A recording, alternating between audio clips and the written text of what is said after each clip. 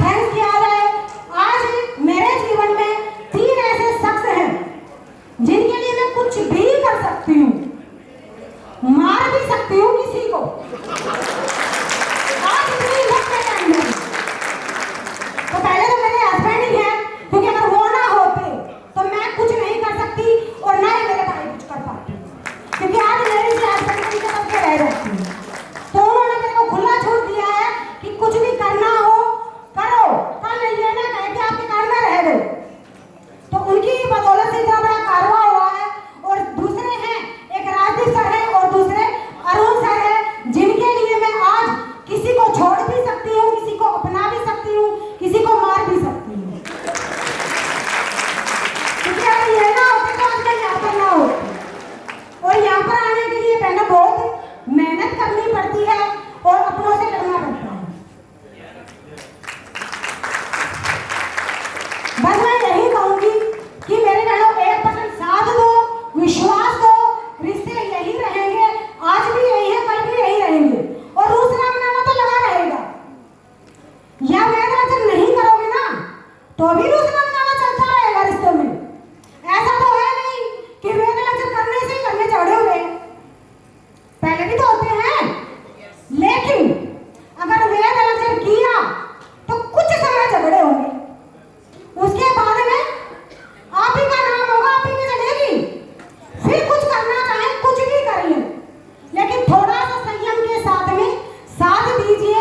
आज आप भी कितना कीमती समय निकाल करके साथ आए हैं, किसी की भैंस दुखी है, किसी के घर वाले परेशान है कि कहाँ गई, लेकिन ये चलता रहेगा।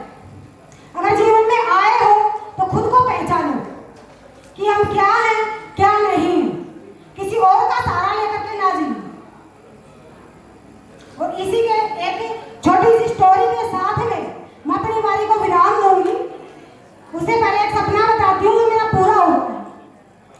और बचपन से ही मेरा सपना था, जब भी हवाई जहाज को देखती थी तो सब कुछ छोड़ करके बाहर देखती थी, आए हवाई जहाज में, आए कब बैठूंगी, लेकिन 10 साल की दुकानदारी में कभी नहीं बैठी, बाप के राज में कभी नहीं बैठी, हस्बैंड के राज में भी नहीं बैठी,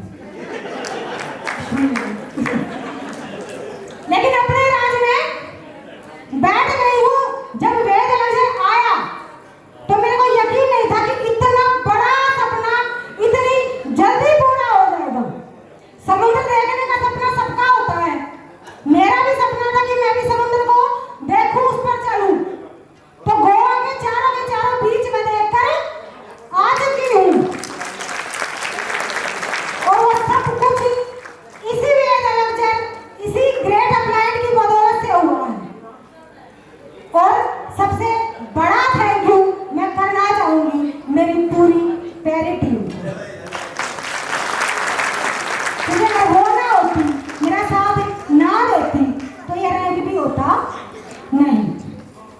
तो बस मैं थोड़ा सा साथ दें, 1-2 लाइनें बोलूंगी।